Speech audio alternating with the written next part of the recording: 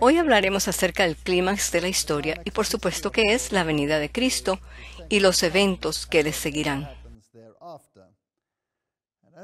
Como ya vimos en la conferencia anterior, existen múltiples ideas confusas de lo que sucederá al retorno de Cristo. Vimos que la perspectiva católica enseña que no habrán 1000 años o milenio, sino que al tener el poder la Iglesia, ese será el período del reino. Y por supuesto, esa es la perspectiva de aquellos grupos más conservadores e iglesias protestantes conservadoras, tales como la Iglesia Conservadora Luterana, etc. Pero las perspectivas de los evangélicos son totalmente diferentes. Ellos tienen premileniarismo, postmileniarismo, dispensacionalismo y todas esas ideologías en una mezcla junto con raptos secretos. Y que el reino de Israel recibirá una segunda oportunidad de gobernar en el mundo. Que Cristo vendrá de nuevo al reino israelita mientras que su novia permanecerá en el rapto celestial. Y hay tantas ideas confusas que necesitamos volver la mirada a los fundamentos de la Biblia, pues la Biblia no presenta ninguna de esas ideologías. Todas ellas surgen directamente de la mesa de los jesuitas. Todas. La famosa declaración de Wesley: yo quiero saber una cosa, el camino al cielo, cómo anclar a salvo a orillas de esa playa feliz. Dios mismo ha condescendido a enseñar el camino. Con ese propósito fue que Él descendió del cielo. Lo ha escrito en un libro. Oh, dadme ese libro a cualquier precio. Dadme el libro de Dios. Yo lo tengo. Aquí hay suficiente conocimiento para mí. Permitidme ser homo unius libri, el hombre de un libro.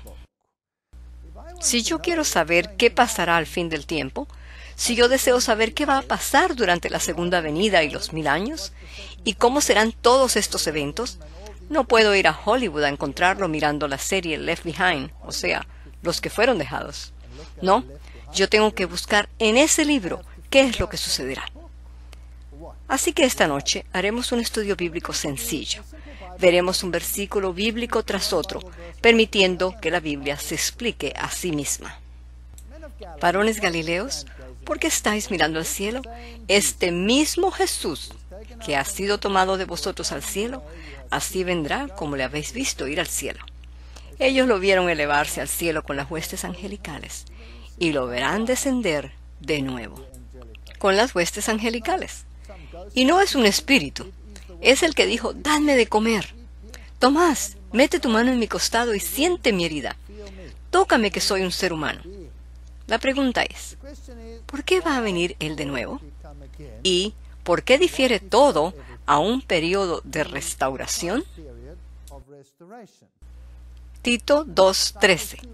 Aguardando la esperanza bienaventurada y la manifestación gloriosa de nuestro gran Dios y Salvador, Jesucristo. Ahora, la gramática allí une al gran Dios y a Jesucristo en uno. Así que Jesucristo es el gran Dios y Salvador que regresará, y esta es la fe y la esperanza de la Iglesia. De manera que todo debería estar enfocado hacia su segunda venida. Juan capítulo 14 presenta una hermosa historia.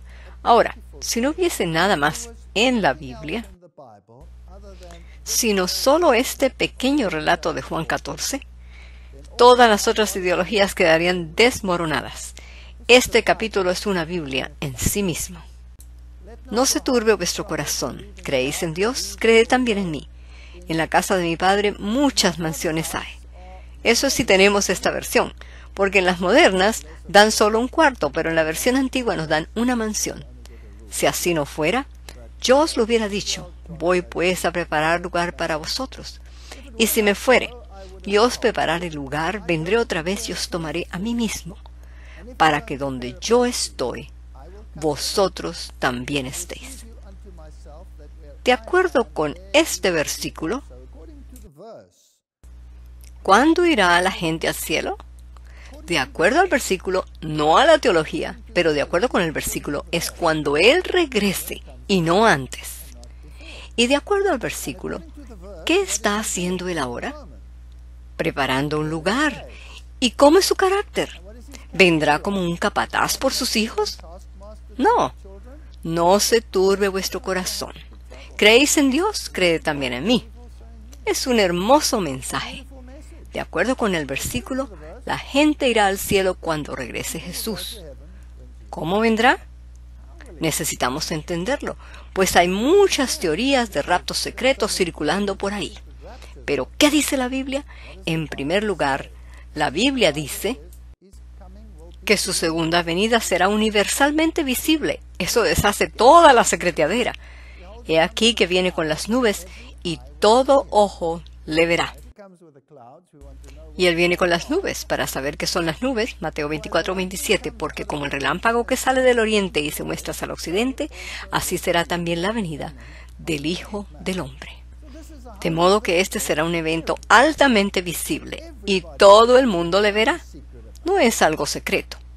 ¿Y qué quiere decir la Biblia con eso de que vendrá con las nubes? Salmo 104:3. El que pone las nubes por su carroza, el que anda sobre las alas del viento. Aquí tenemos un texto paralelo que aún no nos dice qué son las nubes. Mateo 24:30, y verán al Hijo del Hombre viniendo sobre las nubes del cielo con poder y gran gloria. Salmo 68:17, los carros de Dios se cuentan por veintenas de millares de ángeles. El Señor viene como al Sinaí en su santuario. Entonces sabemos qué son los carruajes. Son sus ángeles. Eso es lo que el texto dice. Segunda de Tesalonicenses 1:7. Cuando se manifieste el Señor Jesús desde el cielo con sus poderosos ángeles. Así que este es un evento espectacular. Y luego se pone aún más interesante. Lucas 9:26. Cuando venga en su gloria y en la del Padre y de los santos ángeles. En otras palabras, Él vendrá con la gloria completa de la deidad. Ahora, esta gloria completa de la divinidad tuvo que ser velada durante toda la historia humana. En el monte Sinaí tuvo que ser velada para no destruir al pueblo de Israel. Estaba envuelta en una nube al punto que hasta el reflejo de su gloria resultó ser demasiado para los israelitas cuando descendió Moisés, que le tocó cubrirse con un velo para que el pueblo pudiera soportar su presencia. Pero Dios nunca mostró su rostro, ni siquiera Moisés, excepto en la forma humana de Cristo, pues allí Dios cubrió su gloria con humanidad.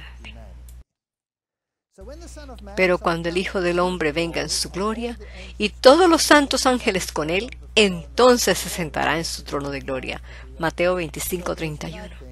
Así que este evento no tendrá nada de secreto. Será espectacular. Apocalipsis 5:11. Y miré y oí la voz de muchos ángeles alrededor del trono, y de los seres vivientes, y de los ancianos, y su número era millones de millones. En el lenguaje de la Biblia no se usa la palabra billones, pero la forma repetitiva de millones es indicativo de que son billones de ángeles los que vendrán con Jesús. Y no sé de dónde sacan sus ideologías las teologías modernas. Pues no solo la segunda venida será visible, sino que además será un evento audible. La segunda venida será audible. En 1 de Tesalonicenses 4:16 dice, porque el Señor mismo con voz de mando, y con voz de arcángel, y con trompeta de Dios. Así que este será un evento espectacular. Mateo 24:31. Y enviará a sus ángeles con gran voz de trompeta, y juntarán a sus escogidos de los cuatro vientos, desde un extremo del cielo hasta el otro. Bien, Él enviará a sus ángeles, y allí serán traídos todos los hijos de Dios, y los congregará o juntará. Ahora, muy pero muy importante, es el hecho de que Él no tocará la tierra, porque el Señor mismo, con voz de mando, con voz de arcángel y con trompeta de Dios, descenderá del cielo. Y los muertos en Cristo resucitarán primero, lo cual significa que habrá por lo menos dos resurrecciones. Y los muertos en Cristo resucitarán primero. Luego nosotros los que vivimos, los que hayamos quedado, seremos arrebatados juntamente con ellos en las nubes, para recibir al Señor en el aire, y así estaremos para siempre con el Señor. En otras palabras, los justos vivos y los justos que habían muerto son llevados al cielo al mismo tiempo. Y se encuentran con el Señor en el aire. Bien claro, no hay lugar para confusión. De modo que cuando el Señor nos exhorta o nos alerta en Mateo 24, 26 y 27, ya os lo he dicho antes. Así que si os dijeren, mirad, está en el desierto, no salgáis. O mirad, está en los aposentos, no les creáis. Porque como el relámpago que sale del oriente y se muestra hasta el occidente, así será la venida del Hijo del Hombre. Yo estaba en Zúrich dando una serie de conferencias y tenía una audiencia numerosa en un salón grande. Asistían unas 2000 personas. Estaba dando el tema de cómo, de acuerdo con la Biblia, hay falsedades siendo enseñadas. Cuando comencé con lo referente a Maitreya, el cual dicen que es la representación de Cristo, y Benjamin Creme, un famoso escocés, que él era su clarividente, y que dicen que al ser poseído por Maitreya recibe sus mensajes y luego los proclamaba. Que era algo espectacular, pues hasta le producía cambios en su figura, que la gente estaba admirada, y que Maitreya había aparecido antes en diferentes lugares, pero que ahora Maitreya estaba bien silencioso porque estaba esperando para hacer su gran manifestación final antes de revelarse a sí mismo. Y probablemente como el falso Cristo, que personificaría a Jesús. Bueno, allá en Zúrich, mientras yo estaba dando este seminario, los suizos estaban comportando bastante renuentes e incrédulos. Algunos comenzaron a discutir e interrumpir en voz alta, y finalmente algunos de ellos se levantaron y se salieron diciendo, con su permiso, nosotros no creemos en nada de esos disparates de Maitreya, que son productos de la imaginación.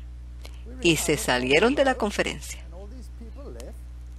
Esto fue un poco desconcertante. Sin embargo, me recuperé del golpe emocional. Y cuando todos terminaron de salir, yo continué con mi cátedra. Bueno, como a los 10 minutos después, o menos, regresaron todos al salón de conferencias. Y yo creo que Dios tiene un gran sentido del humor, porque ajeno a nuestro conocimiento, en el salón contiguo al mío, donde yo presentaba las falsedades que circulan contrarias a la Escritura, estaba nada más ni nada menos que Benjamin Creme, siendo poseído por Maitreya. Y justo cuando los de mi audiencia se salieron, la gente del señor Creme salieron en estampida de su salón, gritando, Maitreya ha llegado. ¡Ha llegado Maitreya! Todos estaban gritando sobrecogidos de emoción, repartiendo volantes y gritando por las calles. Y a mi gente les dio tal shock que regresaron a todo vuelo a mi conferencia y calladitos se sentaron y escucharon mi seminario. Así que yo estoy muy agradecido con Benjamin Creme. Si vosotros oís que está en Zúrich, en algún hotel, no vayáis, porque cuando él venga, será visible desde el oriente hasta el occidente, como son visibles los relámpagos. Entonces, ¿qué sucederá en la segunda venida? Bueno, resucitarán los muertos justos. Primera de Tesalonicenses 4:16. Porque el Señor mismo con voz de mando, con voz de arcángel y con trompeta de Dios descenderá del cielo, y los muertos en Cristo resucitarán primero. Así que aquellos que murieron en Cristo resucitarán de entre los muertos. Apocalipsis 25. Pero los otros muertos, los que no están en Cristo, no volvieron a vivir hasta que se cumplieron 1000 años. Ustedes habrán notado que estamos citando versículos de diferentes lugares en la Biblia. Pues la misma Biblia nos dice que debemos ver y estudiar tomando un poquito de aquí y un poquito de allá. Y podremos entonces juntar el cuadro completo. Algunos dirán, pero usted no nos está dando citas solo de Apocalipsis. Sí, pero trata del mismo tema. Explica el mismo tema, que el resto de los muertos no volverán a vivir. Así que obviamente esos no estuvieron en la primera resurrección. Eso es perfectamente lógico.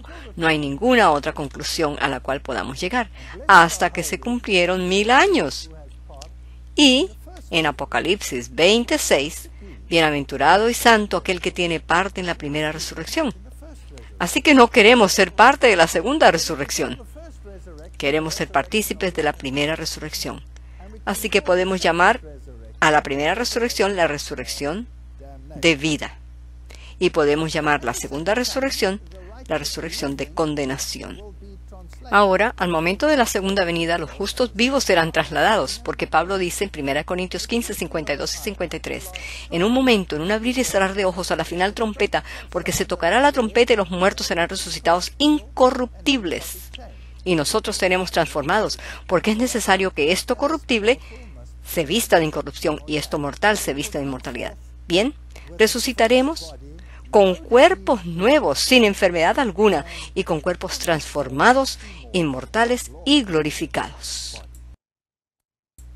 Los justos vivos serán trasladados, Filipenses 3, 20 y 21, mas nuestra ciudadanía está en los cielos, de donde también esperamos al Salvador, al Señor Jesucristo, el cual transformará el cuerpo de la humillación nuestra, este cuerpo que se lo pasa tosiendo, para que sea semejante al cuerpo de la gloria suya. Esto es fascinante. Esto habla volúmenes acerca del carácter de Dios, ¿saben? Si yo fuera el Creador y estuviera por crear criaturitas que me adorasen, las haría todas probablemente del tamaño de las cucarachas. Y las miraría desde arriba y les diría, hola, ¿ustedes ya saben quién soy yo? Pero Dios no. Dios creó sus criaturas lo más cerca posible a su propia imagen. ¿Qué nos dice esto acerca del carácter de Dios? Que es fenomenal, ¿verdad? Podemos ahora comprender por qué Lucifer se rebeló contra el Hijo de Dios en el cielo. Porque él había sido creado también a semejanza de Dios. Y al mirar el rostro del Hijo de Dios, y como él tenía un cuerpo glorioso como el cuerpo glorioso de Dios, dijo, perdóneme, pero tú entras al concilio de Dios, y cuando sales, los ángeles se postran y te adoran. ¿Y yo qué? ¿No soy yo tan glorioso como tú? ¿No soy yo el director del coro angelical? ¿No soy yo quien organiza todo aquí? ¿No soy yo el cabecilla? Porque todo es de desatino. ¿Qué te hace a ti mejor que yo? Y claro está que yo asumo que Lucifer fue creado en completa gloria como fue creado Adán en completa gloria. Él no fue creado como un bebé. Él fue creado en completa gloria. Él no tenía memoria de un antes y un después. Yo sé que yo vine como un bebé. ¿Por qué? Porque hay fotografías de mí que me recuerdan que no me vi como me veo ahora. Así que hay una historia de mi comienzo, pero él no tenía un historial de un comienzo y se sentía igual a Dios. Y luego, él codició la suprema posición de Dios. Y luego continúa diciendo que Dios hará esto de nuevo, transformará el cuerpo para que sea semejante al cuerpo de la gloria suya, lo que nos asegura que el carácter de Dios no cambia. Esto es increíble. Primera de Corintios 15, 20 al 23, mas ahora Cristo ha resucitado de los muertos, primicia de los que durmieron es hecho. Porque así como en Adán todos mueren, también en Cristo todos serán vivificados. Pero cada uno en su debido orden. Cristo, las primicias. Luego, los que son de Cristo en su venida, no antes. Ahora esperen ahí un momento. Aquí hay un problema. ¿No dice la Biblia que hay personas en el cielo? Entonces, ¿cómo puede ser Cristo la primicia de los muertos? ¿No hay otras personas que fueron llevadas al cielo antes? Y la respuesta es sí. Enoc está en el cielo. Elías está en el cielo. Ninguno de ellos dos probó la muerte. Y de acuerdo con Judas, Moisés está en el cielo. Porque Miguel luchó por el cuerpo de Moisés contra Satanás y lo resucitó y lo llevó al cielo. Nosotros sabemos que está en el cielo, pues apareció con Elías en el monte de la transfiguración. Así que hay algunas personas en el cielo. ¿Cómo puede ser entonces que Jesús es las primicias? Y también hay otras personas que estuvieron muertas y fueron resucitadas, pero no fueron llevadas al cielo en esa ocasión, como por ejemplo Lázaro. Pero hay otros que estuvieron muertos, fueron resucitados y realmente fueron llevados al cielo. Por ejemplo, cuando Jesús se levantó de la tumba y salió, los que estaban cautivos de la muerte se levantaron y fueron vistos en Jerusalén y atestiguaron acerca de la resurrección. Y luego la Biblia dice que cuando Jesús ascendió al cielo, llevó consigo a los cautivos en su cortejo. Así que sabemos que hay personas en el cielo. Sabemos que Enoc fue llevado antes del diluvio. De Moisés sabemos que Elías estaba allá. Sabemos de un grupo que resucitó con Jesús y fueron llevados. No sabemos quiénes fueron. Y si la Biblia no lo dice, no debemos especular al respecto. Jesús es el primer fruto, porque ellos fueron solo la garantía de que Cristo nos salvaría. Así que ellos son como cheques con fecha posterior, como garantía de salvación. Al mundo antidiluviano les garantizó que los que fueron fieles irán al cielo como Enoc.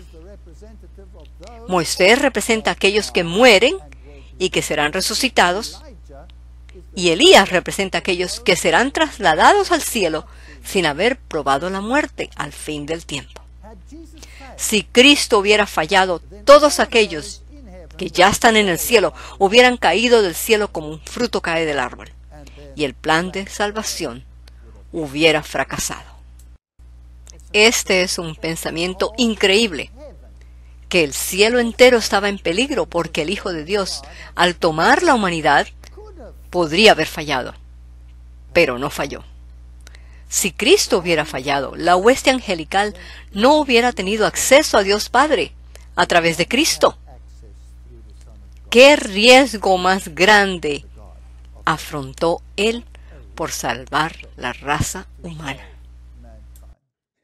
Segunda de Timoteo 4, 7 y 8. He peleado la buena batalla. He acabado la carrera, he guardado la fe, dice Pablo. Por lo demás me está guardada la corona de justicia, la cual me dará el Señor juez justo en aquel día, no solo a mí, sino también a todos los que aman su venida. Aquí vemos que Pablo no tenía ninguna creencia de que al morir iría al cielo. Él no pensaba así. Él sabía que dormiría hasta que llegara ese día, y entonces junto con todos los justos será llevado al cielo.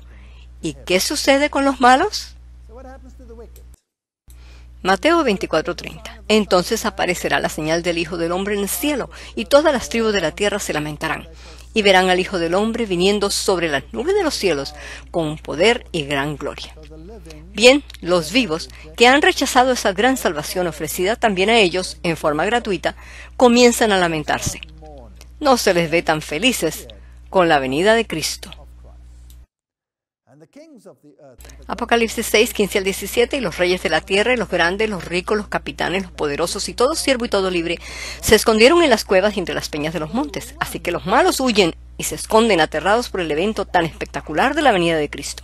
Y decían a los montes y a las peñas: caed sobre nosotros y escondednos del rostro de aquel que está sentado sobre el trono, porque ellos no pueden ver ese glorioso rostro sin ser consumidos, y de la ira del Cordero, porque el gran día de su ira ha llegado, y ¿quién podrá sostenerse en pie? Bueno, aquí tenemos estos dos grupos. Ahora, aquellos que dicen que Cristo vendrá y en secreto raptará a su pueblo y se los llevará, tienen un gran problema aquí con esta descripción, pues la Biblia no dice que será de tal forma. Él viene espectacularmente, no en secreto. Él resucita a los fieles y los ángeles los juntan. Los malos huyen despavoridos, pero no sobrevivirán, pues al descender Cristo en toda su gloria, serán destruidos.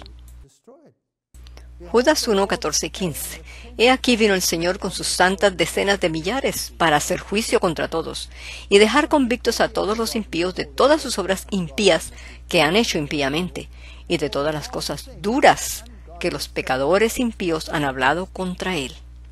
Y yo me pregunto, ¿qué dirán algunos de estos individuos de Hollywood cuando venga el Señor? Pues ellos lo han blasfemado en algunos programas que han hecho. En Sofonías 1, 14 y 15 nos dice: cercano está el día grande de Jehová, cercano y muy próximo. Es amarga la voz del día de Jehová, gritará allí el valiente. Día de ira, de angustia, de aprieto, de alboroto y de asolamiento, de tiniebla y de oscuridad, nublado y de entenebrecimiento. Así que aquí hay dos lados a esta historia, y en 2 Tesalonicenses nos dice: y entonces se manifestará aquel inicuo. Ese es el que usurpa la autoridad de Dios aquí en la tierra, a quien el Señor matará con el espíritu de su boca, y destruirá con el resplandor de su venida. Esto está aquí, bien claro. No es nada que las naciones puedan anhelar ver, sin contar que la enseñanza del dispensacionalismo promueve la idea de que las naciones que no aceptaron a Cristo recibirán otra oportunidad. Serán dejados, mientras que los justos son llevados al cielo. Ahora, si ellos recibieran otra oportunidad, eso significaría que la última generación tendría dos oportunidades, mientras que todas las generaciones anteriores les fue dada una sola oportunidad. Si yo fuera de alguna de las generaciones anteriores, yo le diría a Dios: un momento, yo pensé que tú tenías una sola vara para medir en el juicio. Paréceme que tienes dos diferentes medidas. Yo solo recibo una oportunidad y a ellos les das dos. Aún otro podría decir: tú dijiste que yo estaba bajo la ley y la transgredí y por ello soy carne muerta. Pero ellos transgredieron la ley, pero les pusiste bajo la gracia y ahora están salvos. ¿No es eso que tienes dos medidas diferentes? Jesucristo es el mismo ayer, hoy y por los siglos. Jeremías 25:33: y yacerán los muertos de Jehová en aquel día desde un extremo de la tierra hasta el otro. No se endecharán, ni se recogerán, ni serán enterrados. Como estiércol quedarán sobre la faz de la tierra. Esto es bastante específico. Bien, ¿y por qué no se les endechará? O sea, ¿que no se dirán sus memorias en su funeral? Porque no queda quien los llore, ni quien los entierre. Los justos han sido llevados al cielo, y el resto quedarán aquí muertos todos. Esto es bíblico. Sofonías 1, 2 y 3 nos dice cuán completo Dios hará esto. Destruiré por completo todas las cosas de sobre la faz de la tierra, dice Jehová. Destruiré los hombres y las bestias, destruiré las aves del cielo y los peces del mar. Y cortaré los impíos y raeré a los hombres de sobre la faz de la tierra, dice Jehová. Desaparecerán. Y todo el reino animal desaparecerá, porque la tierra toda gime a una y sufre. Así que hay que hacer algo. Así que todo este planeta rebelde quedará descansando en ruinas. Salmos 110, 5 y 6.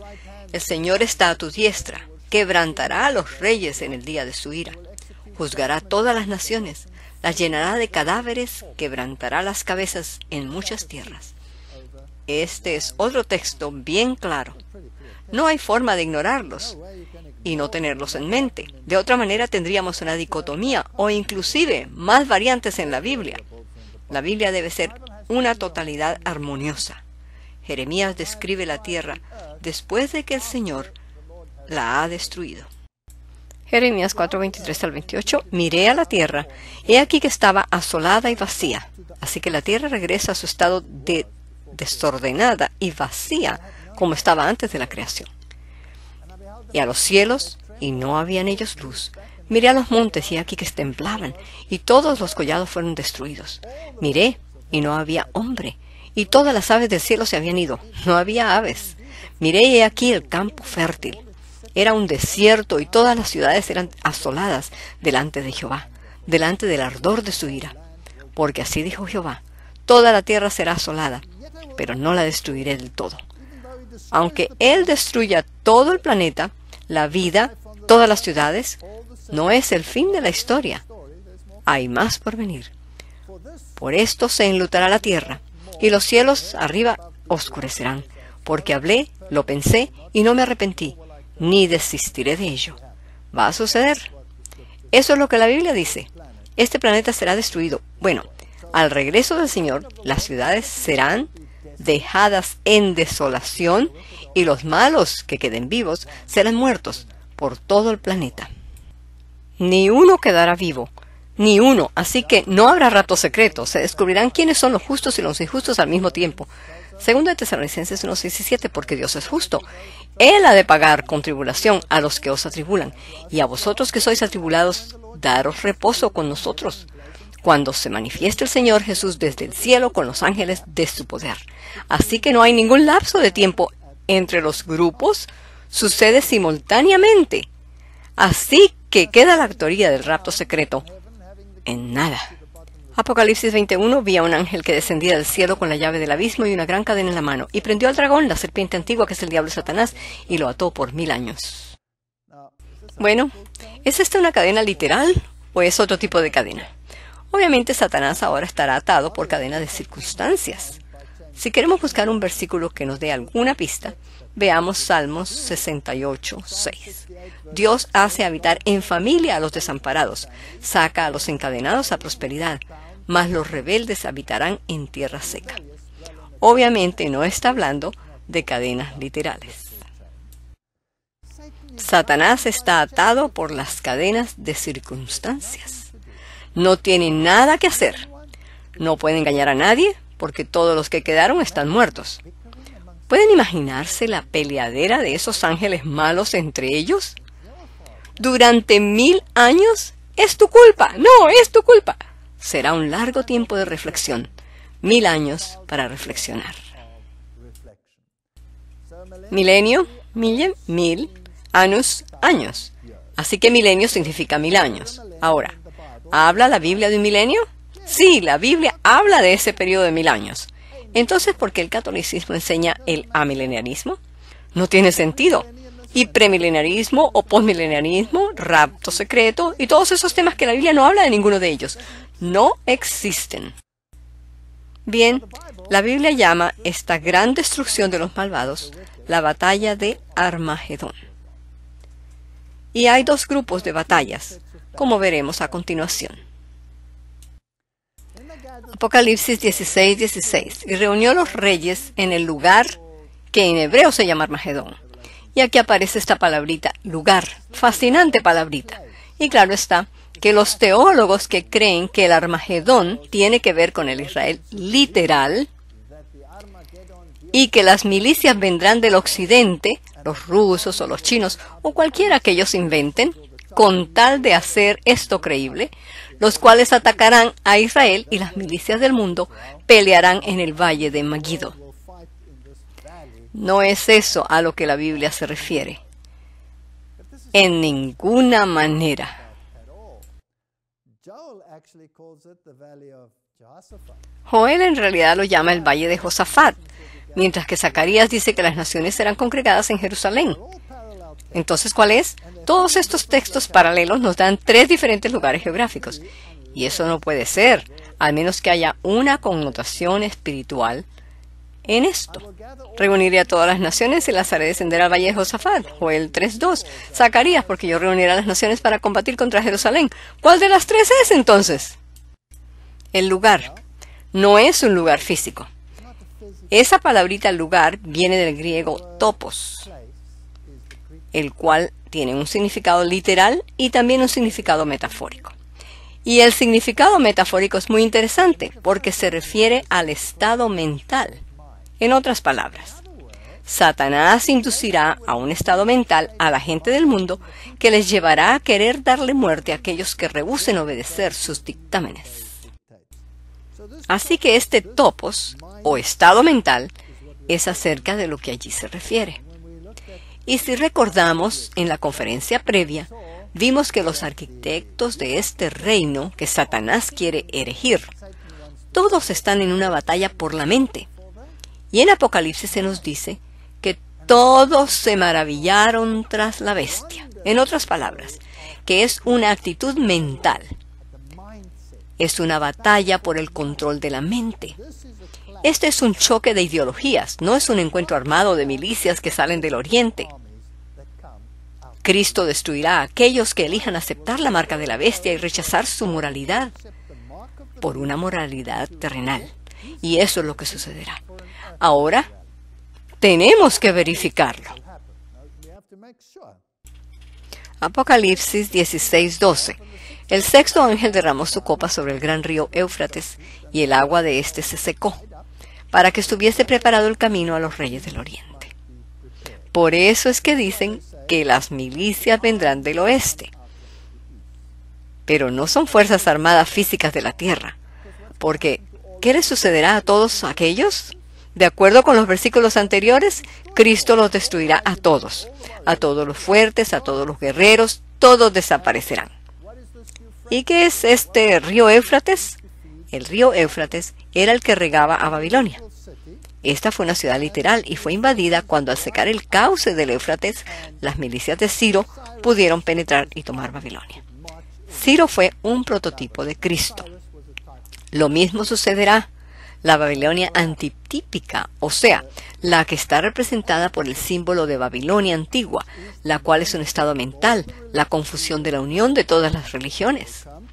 Estas se unirán para luchar contra el estado mental de aquellos que aceptan o eligen obedecer los mandamientos de Dios y la fe de Jesús. Los reyes del Oriente vendrán a destruir a aquellos que han elegido ir en contra de la moralidad de Dios para seguir su propia moralidad. Pero asegurémonos. Isaías 41:1. Estemos juntamente en juicio. ¿Quién despertó del oriente al justo, lo llamó para que le siguiese, entregó delante de él las naciones y le hizo enseñorear de reyes? Les entregó a su espada como polvo, como hojarasca que su arco arrebatara. Bien, aquí se está refiriendo al que viene del oriente y que traerá juicio, aquel que desmenuzará a las naciones. Ezequiel 43:1 y 2. Me llevó luego a la puerta que mira hacia el oriente. Aquí Ezequiel ve en visión lo mismo que Isaías vio. Y he aquí que la gloria del Dios de Israel, que venía del oriente, y su sonido era como el sonido de muchas aguas, y la tierra resplandecía a causa de su gloria. Así que es Cristo el que viene del oriente, con todos sus ángeles. Esta es la segunda venida que destruirá a los malvados con la gloria de su venida. Apocalipsis 16:18 al 21 describe ese evento cuando dice: entonces hubo relámpagos y voces y truenos y un gran temblor de tierra, un terremoto tan grande cual no lo hubo jamás desde que hubo hombres en la tierra. Apocalipsis 16:19 al 21. Y las ciudades de las naciones cayeron, porque ya vimos en los versículos anteriores que cuando Cristo venga, todas las ciudades quedarán en ruinas, y toda isla huyó. Yo no sé exactamente cómo irá a suceder eso. Quizás los continentes se unirán y las islas desaparecerán. Eso resultaría en un gran terremoto. Y los montes no fueron hallados. Y cayó del cielo sobre los hombres un enorme granizo como el peso de un talento. Y los hombres blasfemaron contra Dios por la plaga del granizo, porque su plaga fue sobremanera grande. Si comparamos las guerras de Israel en tipología, mientras el pueblo de Israel se mantenía fiel a Dios, no tenían que pelear las batallas. ¿Qué pasaba? Cristo peleaba en su favor y usaba todas estas armas que oímos aquí: el granizo, insectos ponzoñosos, avispas. Huían despavoridos frente a ellos sin luchar. Luchaban contra ellos mismos y se mataban unos a otros. Lo mismo sucederá. Habrá un gran caos en el planeta entero cuando retorne Cristo. Y Job nos recuerda de este asombroso Dios cuando dice, Job 38, 22 y 23, ¿has entrado en los tesoros de la nieve? ¿O has visto los tesoros del granizo? Que tengo reservados para el tiempo de angustia, para el día de la guerra y de la batalla. ¿De quién es esta guerra? ¿Son acaso las milicias rusas o chinas las que vienen, o las iraníes? ¿O quién? Claro que no, es la venida de Cristo quien viene del oriente. Bien, los vivos malvados han muerto, y los muertos malvados permanecieron muertos por 1000 años. Así que cuando hablamos de la batalla de Armagedón, ella representa allí el gran reto que lanzó Elías al pueblo de Dios en el Carmelo. Escogeos hoy a quién serviréis. ¿Quieren servirle a Baal? Háganlo. Pero si quieren servirle al Señor, sírvanle solo a Él. No estén divididos en ambos lados de este tema. Solo se puede decidir por uno de los dos. No hay una tercera opción. No hay territorio neutro en esta guerra. Estamos de parte de uno o de parte del otro. Así que el tan esperado milenio por fin llegó. ¿Cómo habló la gente de su llegada? Carteles que auguraban desastres como estos. Pánico, no se asuste. El fin del mundo. Y2K locura. Ahora el apocalipsis. ¿Se derretirán las computadoras? En fin, se estuvo hablando y temiendo este momento por años y sin tener ningún sentido, pues la Biblia dice que no habrá un milenio de vida, sino un milenio de muerte. Así que habrá la primera resurrección, seguida por 1000 años, y al final, la segunda resurrección. Ahora, ¿quién es el autor de la vida? Jesús. Bueno, Él es el único que puede resucitar gente. Yo soy la resurrección y la vida, dijo Jesús en Juan 11:25. También dijo, yo pongo mi vida y la vuelvo a tomar, Juan 10:18. Porque Él tiene vida en sí mismo. Satanás es su ser creado. Él no puede resucitar a nadie. Entonces esta resurrección, la segunda, también viene de Cristo. Él es el único que es inmortal. La Biblia dice, refiriéndose a Él, el único que tiene inmortalidad, 1 Timoteo 6:16. Ya vimos esos versículos en la conferencia anterior. Así que Jesús es quien resucita a los malvados al final del milenio. Pero, ¿qué hacen los justos durante los 1000 años? Debe estar pasando algo en el cielo, pues los justos están vivos. En Apocalipsis 26 se nos dice, serán sacerdotes de Dios y de Cristo, y reinarán con Él 1000 años. Bueno, ¿y sobre quién reinarán? ¿Y en qué capacidad es su reinado con Él? Apocalipsis 24, y vi tronos y se sentaron sobre ellos los que recibieron facultad de juzgar. Pero el juicio se había llevado a cabo ya, porque los justos han sido llevados al cielo y los malvados fueron destruidos. Y la Biblia dice, todo el juicio ha sido dado al Hijo, Juan 5:22. Ahora, ¿cuál juicio se les da a los santos? Obviamente debe ser el juicio de verificación. 1 Corintios 6:2. ¿O no sabéis que los santos han de juzgar al mundo? ¿O no sabéis que hemos de juzgar a los ángeles? En otras palabras, cuando los santos lleguen al cielo, Dios en su gracia abre los libros frente a ellos y les dice, verifiquen por ustedes mismos si mi juicio ha sido justo. Pues llegaremos al cielo, y estoy seguro que habrá muchos casos como el de Esteban, que irá ante Dios y le dirá, con su permiso, tengo una preguntita. ¿Qué hace ese hombre, Saulo de Tarso, aquí? ¿No creen que le saltará esa pregunta a su mente? ¿Ah? Y Urías, quien no era un tonto, probablemente le dirá, con permiso, ¿y qué hace David aquí? Yo quiero saber qué pasó. O quizás alguien dirá, ¿dónde está la tía Betty? Ella fue la dama más dulce que yo conocí. ¿Dónde está? ¿Por qué no está aquí? Y el Señor abrirá sus libros. Y con ojos exorbitados dirás, ¿eso era la tía Betty? Y toda pregunta que tengamos será respondida, y cada persona tendrá la oportunidad de preguntarle al Señor si esta o aquella persona hubiese tenido una oportunidad. Y con toda seguridad, estaría aquí. Y Él nos mostrará cuántas oportunidades tuvo cada individuo por el que cada quien pregunte. Y allí veremos cómo las rechazaron, e inclusive veremos los archivos desde cuando se desató la guerra en el cielo. Nos tomará un buen tiempo el ver cómo se desarrolló la rebelión. Será espectacular. Pero al final del proceso de los 1000 años, cada santo dirá: ciertamente, Señor Dios Todopoderoso, tus juicios son verdaderos y justos. Señor, has sido justo. Aceptamos tu juicio. Bien, ¿y cuál es la razón de resucitar los impíos de nuevo, si ya están muertos? Bueno, porque ellos necesitan pasar por un juicio y encarar las consecuencias de sus acciones. Entre ellos hay personas que fueron perseguidores, hay algunos que fueron crueles, y también hay algunos que no fueron tan malos, pero rehusaron la salvación. También los justos desearemos saber si de veras, por ejemplo en el caso de la tía Betty, a pesar de que era una señora amable, y digamos: Dios, yo quiero saber si su juicio fue justo. Porque, ¿qué tal si le hubieras dado una oportunidad más, confrontándola con la realidad de verte cara a cara?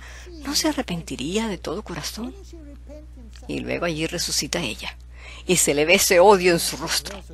¿No daríamos un paso atrás preguntándonos: ¿es esa la tía Betty? Ahora, yo no quiero sonar aquí como un santo, pero puedo decirles por mi propia experiencia que tuve un familiar, quien ya falleció.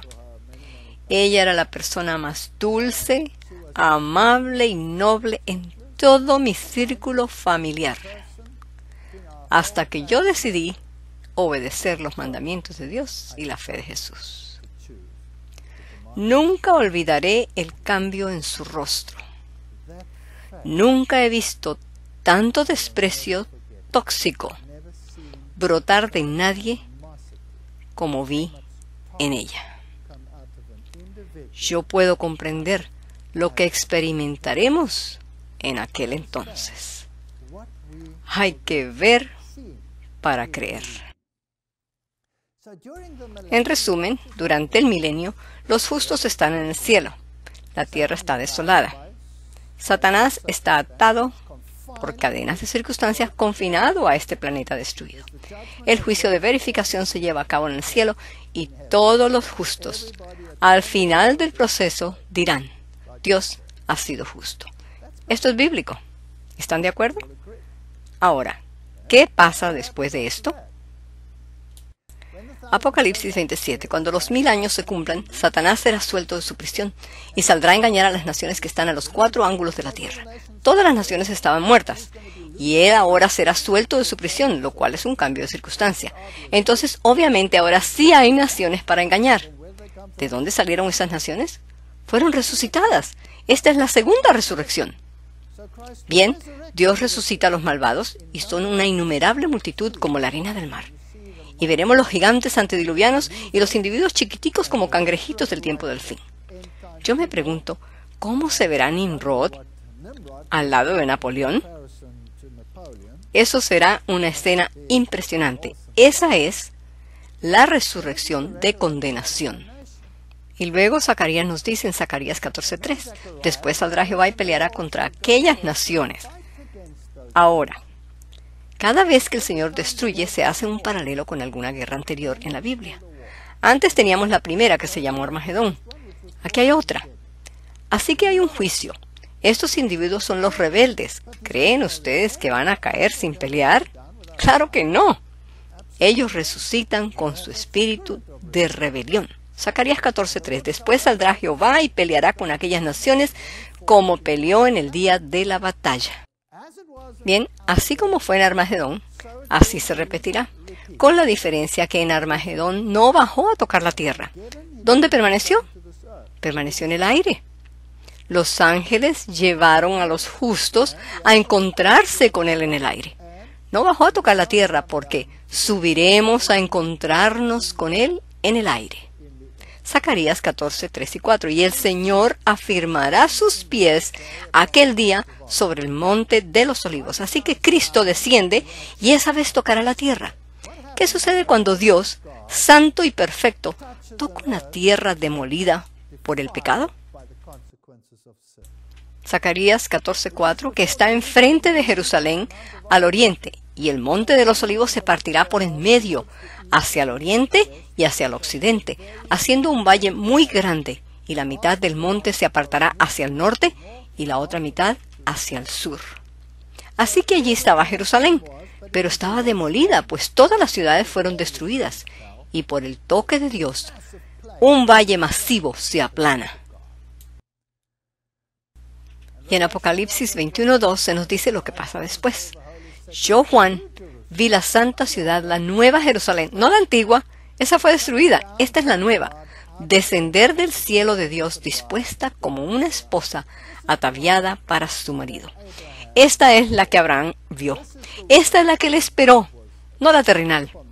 Bueno, esta desciende como una mega nave espacial. De paso, ¿quién construyó esta ciudad? Cristo la construyó.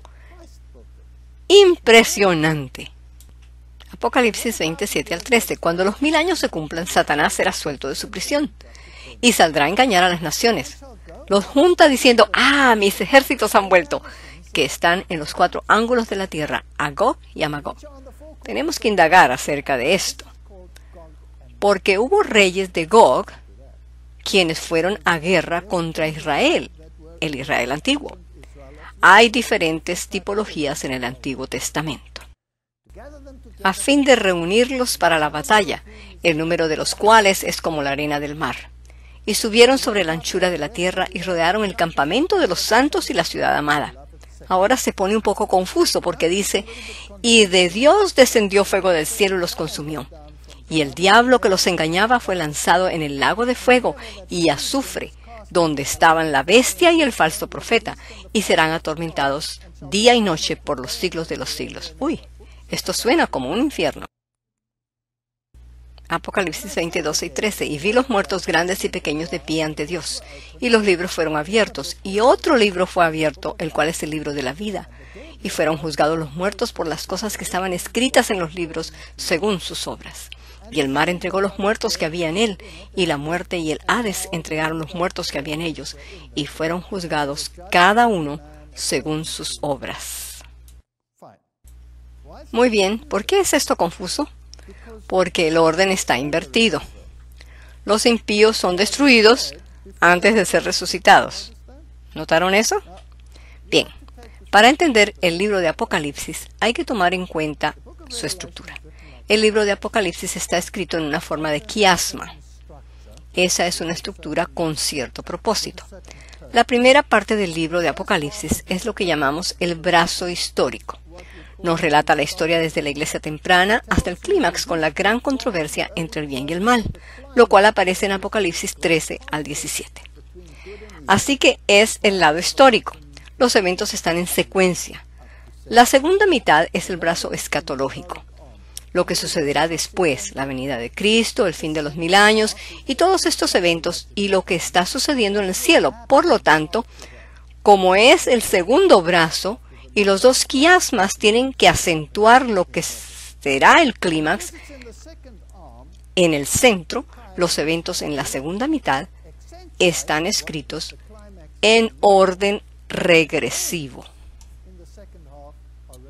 Así que si queremos ponerlos en orden y ver claramente lo que está pasando de atrás hacia adelante, hay una resurrección, los muertos son levantados, traídos a la ciudad para el juicio, los libros son abiertos, ellos ven porque ellos no pueden entrar al cielo, son excluidos. ¿Estarán felices? Seguro que no. Estarán furiosos y el diablo los motivará a pelear por el derecho a entrar. Tomemos la ciudad, les dirá. Y mientras se rebelan para salir a tomar la ciudad, ¿qué pasa? Fuego desciende del cielo y los consume. Ahora, pareciera como si ese fuego es eterno. Así que tenemos que continuar.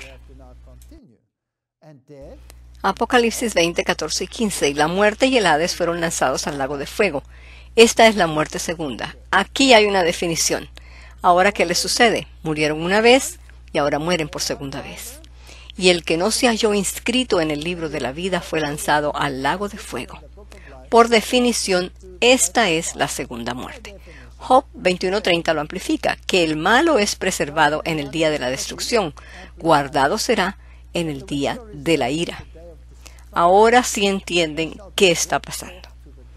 Ven por qué ellos no pueden entrar en el cielo y comprenden la consecuencia de sus actos y elecciones. y todos están satisfechos al comprender que la verdadera rebelión no tiene remedio. Se verá en sus rostros y en sus acciones, y Dios los destruye por segunda vez. Y se llama la batalla de Gog y Magog. Gog y Magog significa oculto. Si se compara la religión de Jesucristo con la del diablo, el contraste más grande, en realidad, es que Jesús dice, yo no he hecho nada en secreto. Juan 18:20. Y cuando le dijo al sumo sacerdote, le dieron una bofetada. Por eso, porque él le dijo, puedes preguntarle a cualquiera y encontrarás que no he hecho nada en secreto. Y no tenemos nada que esconder. Si vamos a predicar la verdad, no lo hagamos en secreto. No vayamos tocando secretamente las puertas diciéndole a la gente, yo tengo un mensaje especial. No, hagámoslo en salones públicos. Si no es la verdad, entonces no vale la pena estar firmes por ella. No hay problema. Permita que la gente investigue si es o no verdad. Satanás funciona de modo que todo es secreto, a oscuras, a puertas cerradas. Las logias no tienen ventanas, para que nadie vea adentro. Es una religión nocturna. Así que esta mentalidad de ocultismo, de secreteadera y de traición será destruida para siempre. Apocalipsis 29. Y subieron sobre la anchura de la tierra y rodearon el campamento de los santos y la ciudad amada. Bien, ellos trataron de rodear la ciudad, y de Dios descendió fuego del cielo y los consumió. ¿Qué significa la expresión los consumió? Exterminar, destruir, demoler. Ahora, el catolicismo y las religiones paganas tienen aquella doctrina del infierno.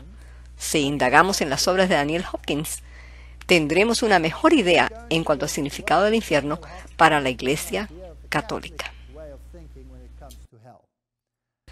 La doctrina del infierno. El humo de su tormento ascenderá por siempre a vista de los fieles, frente a sus ojos. Y esta demostración de la gloria y el carácter divinos serán en favor de los redimidos y será de gran entretenimiento, dándoles el más alto placer a aquellos que aman a Dios. Si se extinguieran las llamas del eterno tormento, pondrían fin, en gran medida, a la felicidad y la gloria de los bendecidos. Esta es una idea bastante distorsionada del carácter de Dios. Ahora, yo pienso que si yo quiero estar en el cielo y digamos que mi esposa, uno de mis hijos o mis nietos o alguien muy amado para mí no fuera al cielo, y yo desde allá lo viera asándose por la eternidad abajo en el infierno, ¿sentiría yo un gran placer allá en el cielo? Seguro que no. Pero esa no es una idea católica solamente, porque desafortunadamente no viene desde San Agustín y ya, pues Calvino, quien admiraba a San Agustín, también tomó esa doctrina y la desarrolló para el calvinismo. Entonces, al estudiar la perspectiva calvinista, notaremos que estamos predestinados para ser salvos o para perdición, porque el ser humano es tan pecador que no puede tomar esa decisión por sí mismo.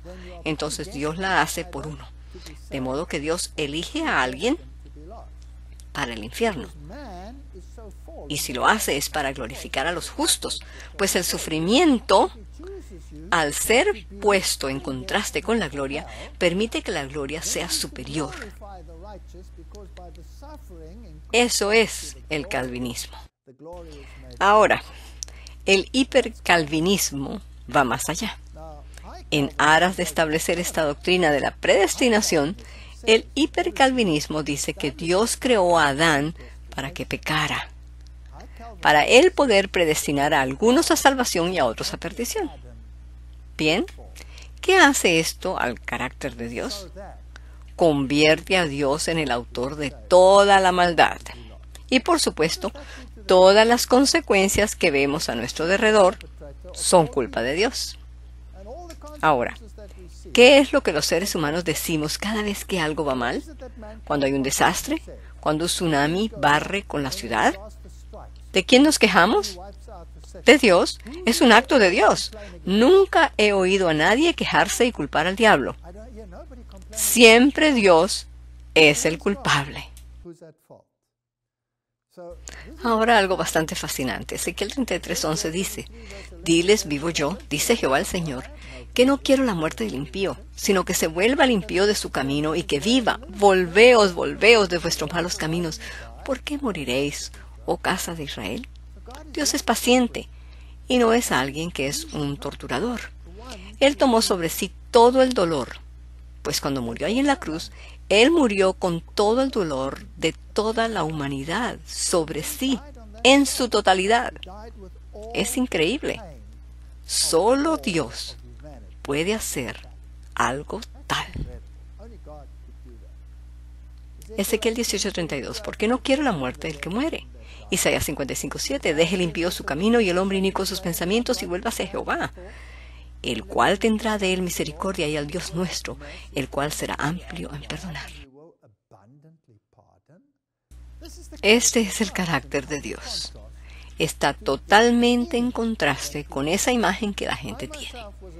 Yo mismo fui un ateo la mayor parte de mi vida. ¿Por qué? Por la doctrina del infierno. Pues mi madre era luterana. Estaba condenada por la iglesia a la cual yo pertenecía en aquel tiempo, la Iglesia Católica, a cocinarse eternamente en el infierno por pertenecer a la religión equivocada. Yo me rebelé contra eso y elegí no creer en Dios. Fue una tontería. Pude haber elegido no creer en la iglesia y verificar eso por mí mismo. El Catecismo de la Iglesia Católica declara: la enseñanza de la iglesia afirma la existencia del infierno y su eternidad.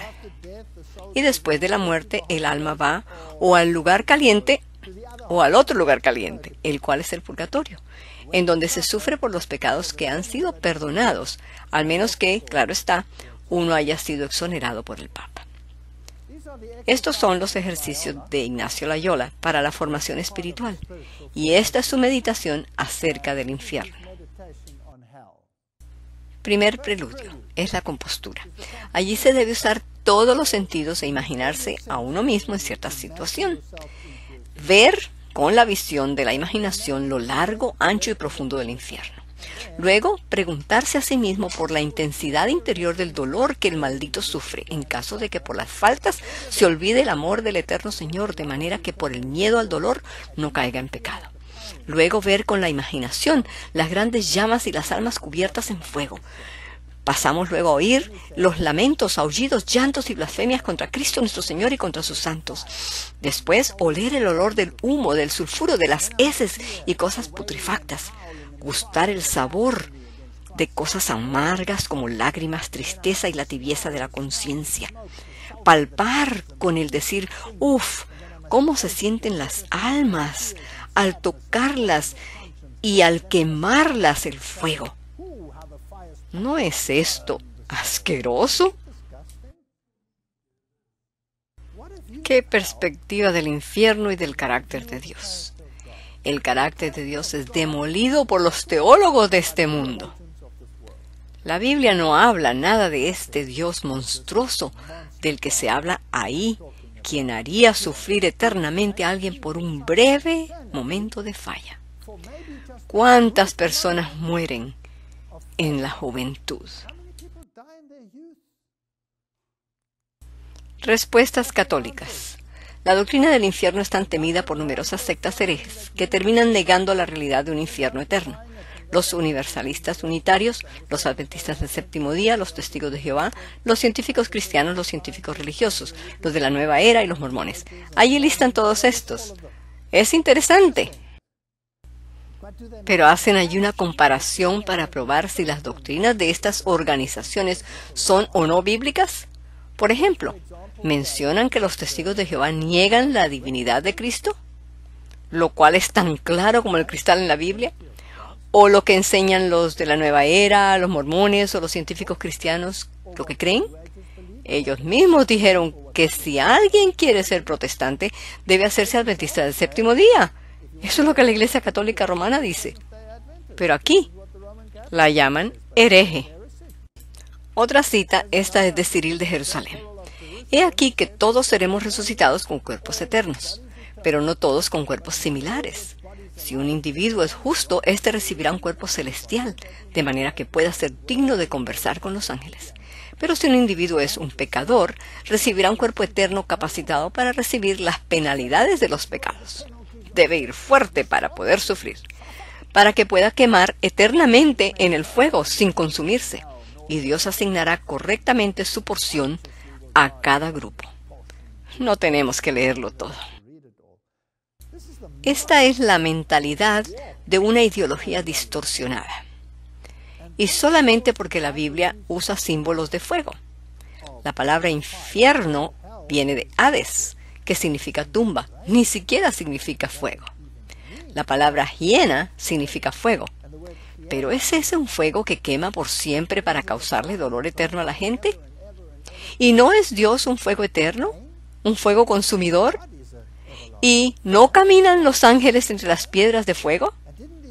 ¿Y no estarán los redimidos sobre un mar de vidrio mezclado con fuego? ¿Y no estuvieron en pie los 3 jóvenes en un horno de fuego ardiendo y no se quemaron?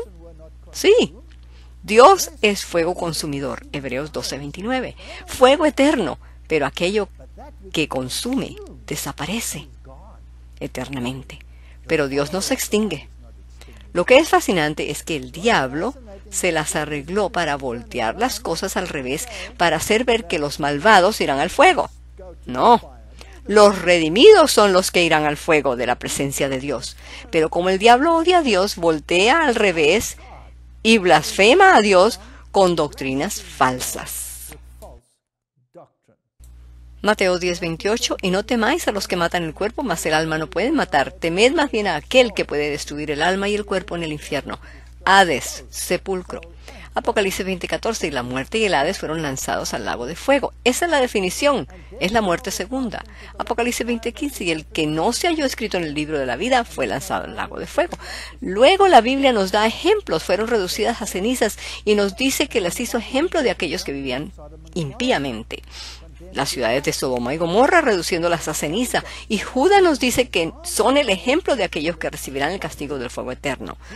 Fueron puestas por ejemplo, sufriendo el castigo del fuego eterno. Pregunta, ¿están quemando todavía esas 2 ciudades? Claro que no, pero las consecuencias son eternas. Salmos 37:20, mas los impíos perecerán y los enemigos de Jehová, como la grasa de los carneros, serán consumidos, se disiparán como el humo. Eso es bastante definitivo, suena bastante explícito, ¿no? O el fuego del cielo los consumió. Bastante directo esto también.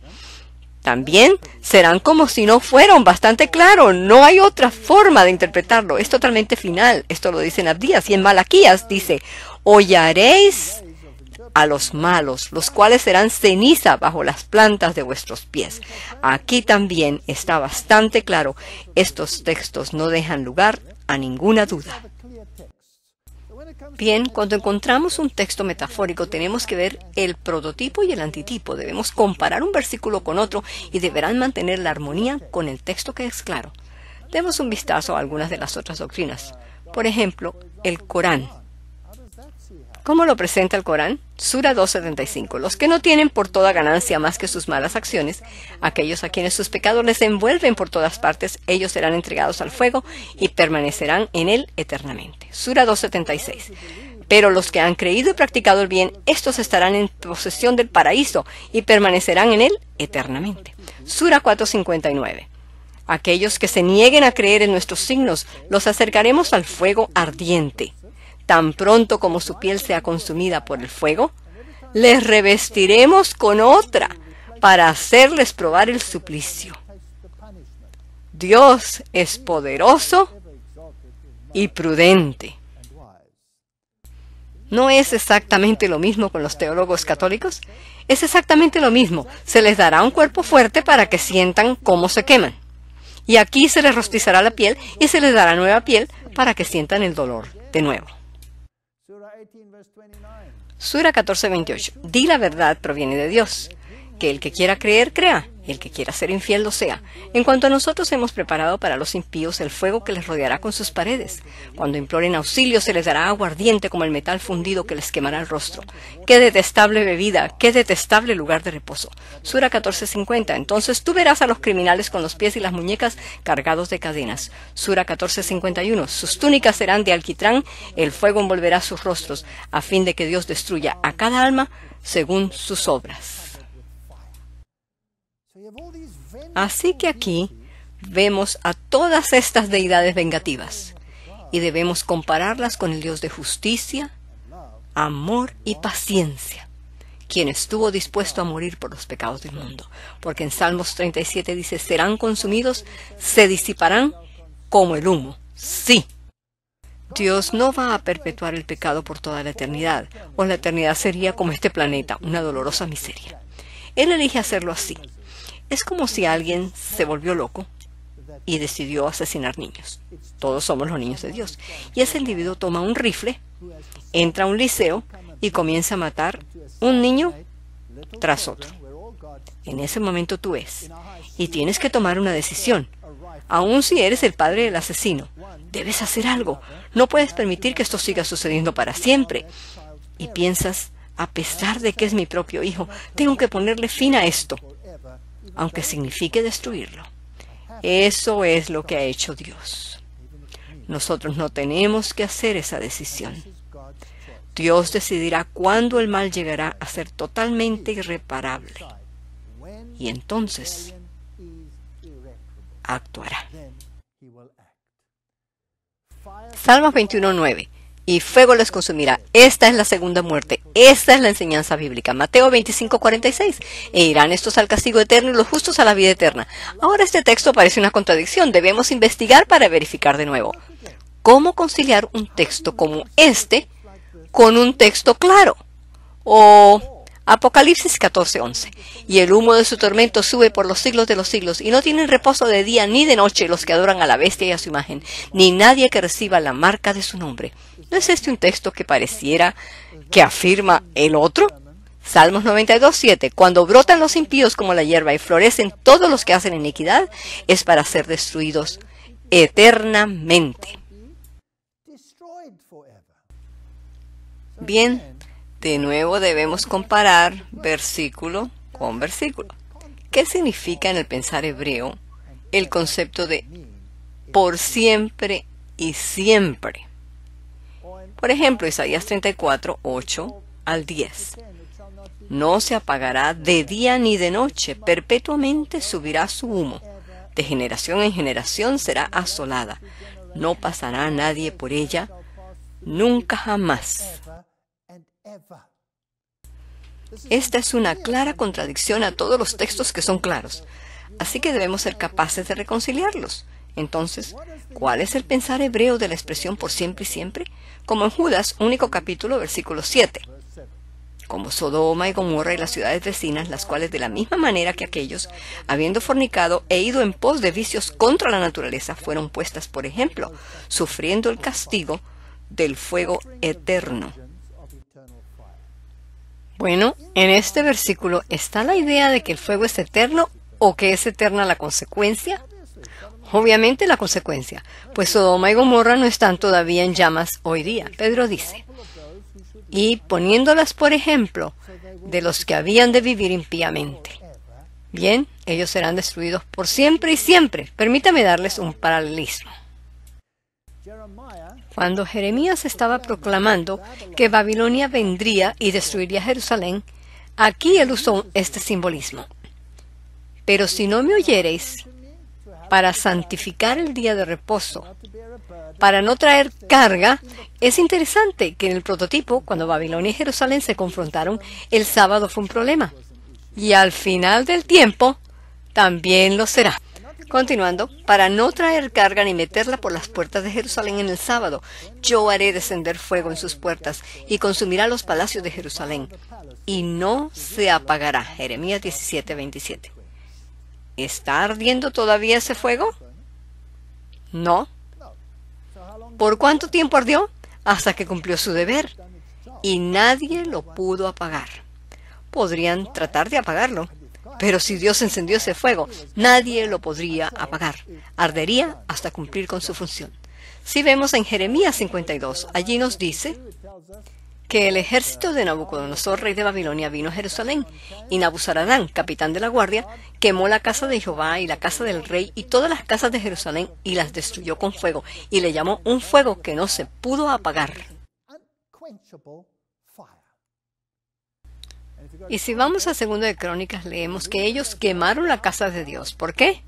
Para que se cumpliese la palabra de Jehová por la boca de Jeremías, hasta que la tierra hubo gozado de reposo, porque todo el tiempo de su asolamiento reposó, hasta que los 70 años fueron cumplidos. Algo interesante es que el milenio son 1000 años, y será al fin de los 6000 años. Así que, ¿será el milenio de descanso? Tenemos similitudes y paralelismos allí. Si vamos a Malaquías 4:1, porque he aquí viene el día ardiente como un horno, y que todos los soberbios y todos los que hacen maldad serán estopa. Aquel día que vendrá les abrazará, ha dicho Jehová de los ejércitos, y no les dejará ni raíz ni rama. Bien, serán destruidos, todos los malvados serán destruidos. Por eso es que el Señor dice en Mateo 10:28, y no temáis a los que matan el cuerpo, mas el alma no pueden matar. Él puede matar totalmente en este gran fuego, de modo que lo que Él mate no exista nunca jamás. Temed más bien a aquel que puede destruir el alma y el cuerpo en el infierno. Porque aquí la palabra fuego es hiena. Hiena es ese fuego que viene de Dios y destruye a los malvados. Si buscamos esa palabra en el diccionario pastoral, es de origen hebreo. La hiena, o sea, el barranco de Ben Hinnom, que limitaba a Jerusalén al sur, lugar de mala fama cubierto de sepulcros. Allí se quemaba la basura y los animales muertos. Y claro está que este fuego se mantenía ardiendo, pues siempre tenían animales y basura para incinerar. Así que había un fuego constante, porque siempre estaban quemando. ¿Pero sufrían para siempre los organismos que allí quemaban? No, se quemaban hasta consumirse. Ahora, si buscamos la palabra en griego Hades y en hebreo Seol, se refiere a un lugar donde se ponen los muertos, la tumba. Así que no se puede intercambiar estas palabras a nuestro antojo y destruir sus símbolos. Y según esto, ¿por cuánto tiempo arderán los malvados? Mas los impíos perecerán, serán consumidos. Y de Dios descendió fuego del cielo y los consumió. Pronto se consumirán. Serán como si no hubieran sido. La Biblia es absolutamente clara al respecto. Habrá una destrucción total de los impíos. Ahora, ¿cómo será en el lado de los justos? Bien, si algunos de nuestros amados no fueron salvos y nosotros les vemos ser destruidos, sentiremos tristeza, lloraremos lágrimas por ellos. Inclusive después del milenio, estoy seguro que lloraremos muchas lágrimas. Pero la Biblia dice que el Señor limpiará toda lágrima de los ojos de los redimidos. Y luego, con la paz y tranquilidad del cielo, con el tiempo se olvidará el dolor. No por lavada de coco, sino que se irá borrando. No será un olvido total, porque el pecado entraría de nuevo. En realidad, el propósito de permitir que el ser humano sufra y vea las consecuencias del pecado es para inyectarle, y para siempre, con la vacuna contra el pecado. La gente siempre dice, ¿por qué Dios permite tanto sufrimiento? Dios no es justo. ¿Por qué no lo previno? Dios le ha dado tiempo al pecado para que se revele lo que es. Y Dios no ha prometido que removerá las consecuencias del pecado, mas ha prometido darnos el valor para soportarlo. ¿No dijo el Señor, en el mundo tendréis aflicción? ¿Prometió alguna vez, si me siguen yo les protegeré de todas las tribulaciones? ¿Protegió a sus discípulos? ¿O no murieron a espada? ¿No los echaron en aceite hirviendo? ¿No fueron decapitados y apedreados? ¿Sí o no? Sí. Dios no removió las consecuencias del pecado en la humanidad, pero prometió ir a través de las tormentas con ellos. Él prometió que sufriría el mismo dolor que tengamos que sufrir.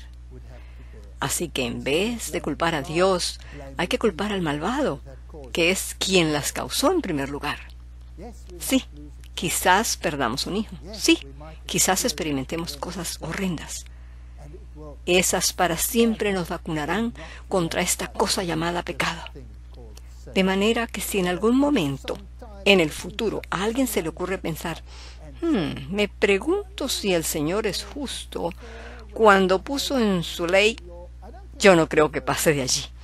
¿No le caeríamos al tal como una tonelada de bloques? Por eso es que la Biblia dice que el pecado no levantará cabeza por segunda vez, que el pecado será erradicado para siempre. ¿Quiénes son los mayores garantes de que el pecado jamás regresará? Los redimidos. Ellos serán los testigos, y la única evidencia del pecado serán las marcas en las manos y en la frente de Jesús.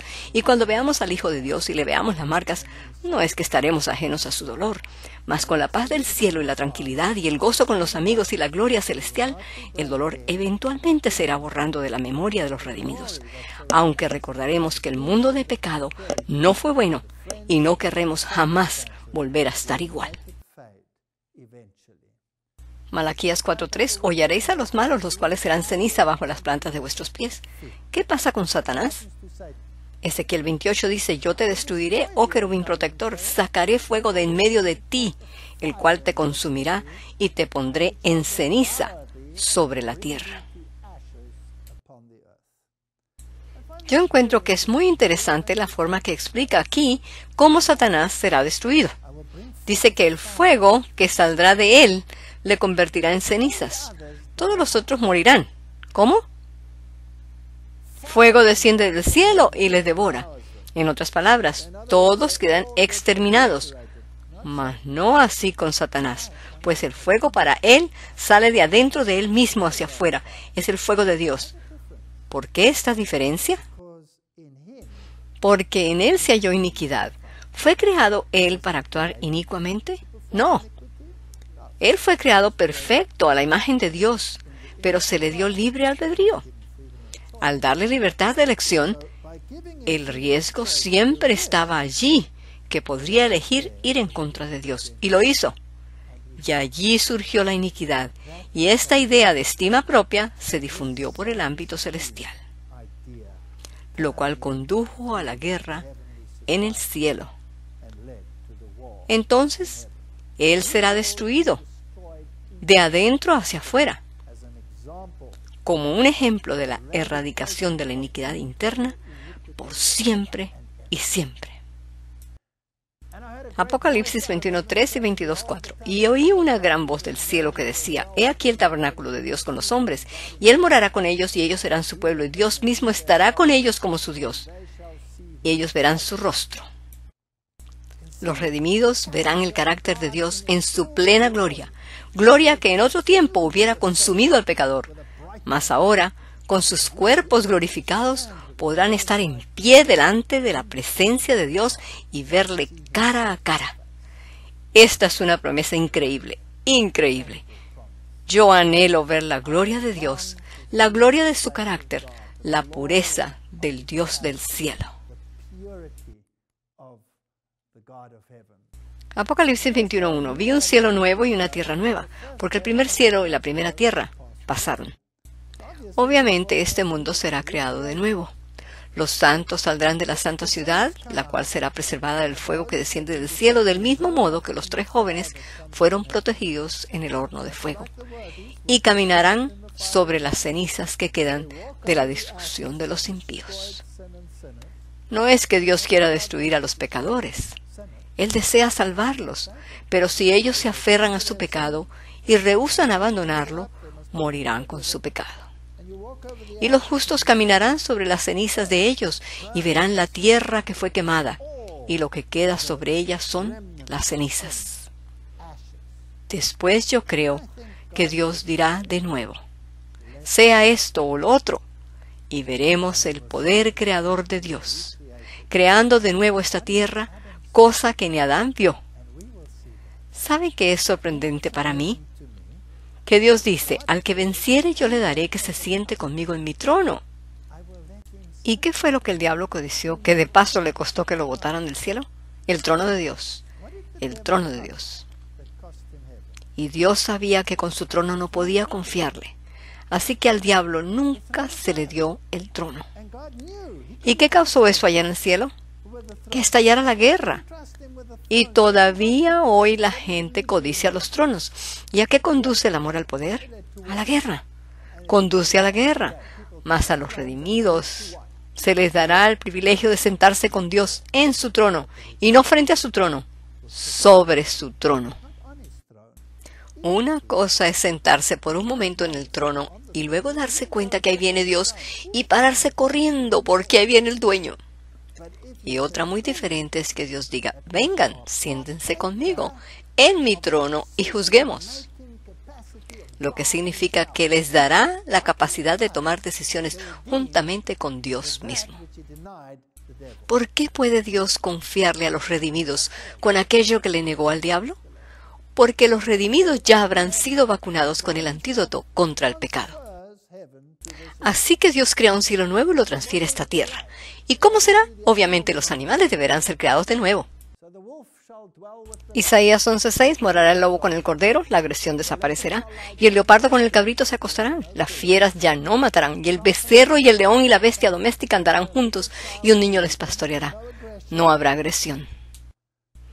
Hay tantas, pero tantas historias hermosas de individuos, aún hoy día, que tienen amistades preciosas con fieras, como la de un caballero en Sudáfrica que tiene de amigos a una manada de leones adultos. Pueden verlo cuando gusten en YouTube. Solo escriba Kevin es uno más entre los leones salvajes. Y van a ver este caballero jugando con los leones. Y cómo ellos se revuelcan sobre él. Y cómo lo aman. Y se alegran de verlo. Eso es maravilloso. Así que un pequeño niño podrá jugar con uno de estos animales feroces. Pues ya no le harán ningún daño. La vaca y la osa pasarán sus crías, se echarán juntas y el león volverá a ser vegetariano de nuevo. Y eso lo estudiamos en el primer seminario e inclusive repasamos las evidencias científicas. Por eso es que esta serie comienza con el libro de Génesis y termina con el libro de Apocalipsis. Porque en Génesis encontramos la caída y la destrucción. Y en Apocalipsis es la combinación de la victoria de la justicia sobre la injusticia. Y el niño de pecho jugará sobre la cueva del áspid, y el recién destetado extenderá su mano sobre la caverna de la víbora. No harán mal ni dañarán en todo mi santo monte, porque la tierra será llena del conocimiento de Jehová, como las aguas cubren el mar. Estoy tan ansioso de poder montar sobre los lomos de esos enormes animales y tener una cercanía con ellos como la mayoría en este mundo. No podemos ni imaginarnos. No trabajarán en vano, ni darán a luz para maldición, porque son linaje de los benditos de Jehová. Porque he aquí que yo crearé nuevos cielos y nueva tierra, y de lo primero no habrá memoria, ni más vendrá al pensamiento. No es que sufriremos de amnesia, sino que será el resultado de la gloria y la belleza, lo cual borrará lentamente el dolor del pasado. Y me alegran tanto las promesas de estos versículos. Isaías 65, 21 y 22, edificarán casas y morarán en ellas, plantarán viñas y comerán el fruto de ellas. No edificarán para que otro los habite. No nos expropiarán jamás de nuestras tierras. No reinará allí un rey Acab, quien codicie nuestra propiedad, ni tampoco una Jezabel que nos mande a matar para robárnosla. Ni plantarán para que otro coma, porque según los días de los árboles serán los días de mi pueblo, y mis escogidos disfrutarán la obra de sus manos. Eso significa por siempre. Yo siempre me exasperaba al oír esa idea de que estaríamos sentados sobre una nube tocando una arpa, plin, plin, plin, desde el amanecer hasta el anochecer.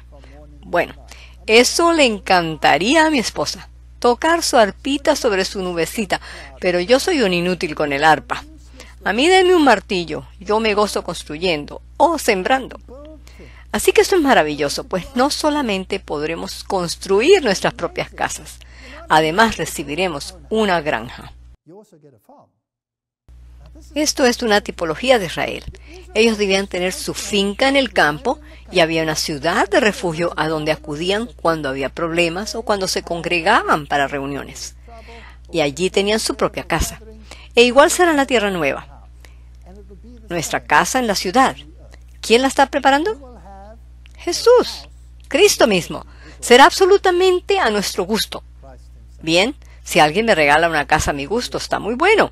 Pero me gustaría mejor aún construirla yo mismo.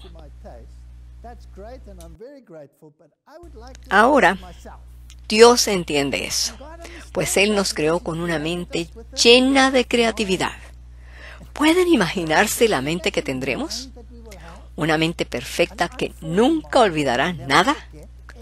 ¿Pueden imaginarse un cuerpo transformado completamente, con ojos que podrán ver el espectro completo de la luz? De lo imperceptible hasta el lado opuesto del espectro. Podremos ver los rayos ultravioleta, los rayos X. Veremos telescópicamente. Tendremos visión magnífica como jamás hemos tenido. Y una capacidad de crecimiento intelectual perfecta como jamás hemos visto. Y la Biblia dice que los redimidos seguirán al Cordero por donde quiera que Él vaya. ¿A dónde será que podrá ir el Cordero? Él irá en visitas estatales de planeta en planeta, y los redimidos podrán ir con Él por todo el universo, y veremos otros seres creados. ¿Cómo sabemos que hay otros mundos habitados? Porque la Biblia dice que los hijos de Dios cantaron juntos cuando esta tierra fue creada, y el libro de Job describe que había otros seres que venían a reuniones en consejo celestial, y mientras Satanás aún estaba en control de este planeta, arrogantemente se aparecía en las reuniones y decía: vengo de recorrer el mundo y andar por él. Y después perdió su usurpada posición y cayó como rayo del cielo cuando crucificó al Hijo de Dios, y el Hijo de Dios recobró el derecho a la tierra por siempre y siempre al vencer la muerte. Y tendremos una inmensa capacidad para hacer grandes cosas. Yo voy a plantar un árbol de aguacate, se los digo desde ahora. Y están invitados a comer de su fruto, pero no me quiten mi árbol de aguacate. Yo me he mudado en mi vida por lo menos alrededor de unas 30 veces.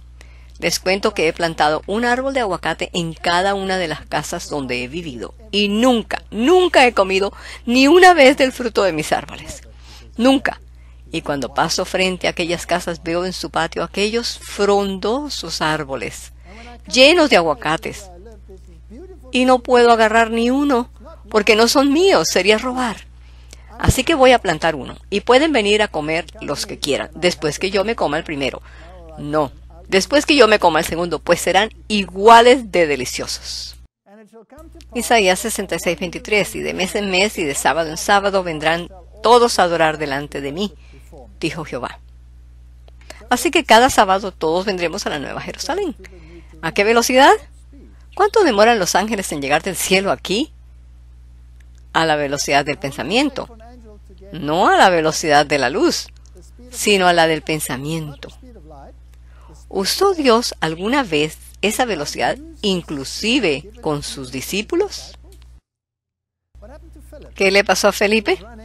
Él iba corriendo al lado de una carroza, subió en ella, le explicó al eunuco lo que él no entendía en Isaías, y el siguiente segundo, ¡pum!, desapareció y apareció en otro lado.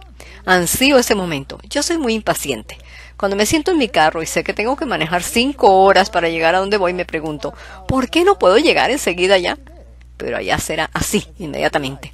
Y no necesitaré un carro, será más rápido que el carro. Y no tengo que llevar merienda conmigo, porque en un instante me puedo trasladar a otro lado. Eso será fantástico. Bien, cada sábado nos congregaremos en la ciudad y no tendremos que buscar dónde hospedarnos, pues tendremos nuestra propia casa allí en la ciudad. Y luego dice que una vez al mes. Algunas personas dicen que será alguna de las festividades judías. No, solo dice que es cada mes porque cada mes lo determina la luna y continuará siendo así. No lo determinará el sistema jesuita como lo tenemos ahora. Así que una vez al mes nos reuniremos. ¿Para hacer qué allá una vez al mes? La Biblia dice que el árbol de la vida dará un fruto diferente cada mes, 12 frutos diferentes, y que sus hojas son para la sanidad de las naciones. No sé cómo podrá mantener el ADN en estado de perfección. Dios podría hacerlo sin el árbol de la vida. Él resucitó a Lázaro y no fue dándole una mordidita al árbol de la vida, ¿no? No. Entonces, ¿por qué necesitaremos comer del fruto de ese árbol cada mes? Para recordarnos de aquel entonces cuando sufrimos dolor y nos congregaremos a comer un fruto diferente cada mes. Una vez yo le hice muchos injertos a un árbol para imitar el árbol de la vida. Y era muy divertido arrancarle al mismo árbol un durazno, una ciruela o esto o lo otro. Será algo similar. Bien, una vez al mes iremos al Festival del Árbol de la Vida. Y cada sábado iremos a un culto. Esa será la tierra nueva, donde el pecado y el sufrimiento estarán erradicados para siempre. Yo puedo vivir con un Dios como este, el cual es amoroso, paciente, justo, que no quiere que nadie perezca. Y de él los santos dirán: justos y verdaderos son tus juicios. Y podremos mirar su rostro. Oh, cómo ansío ese día. Oremos.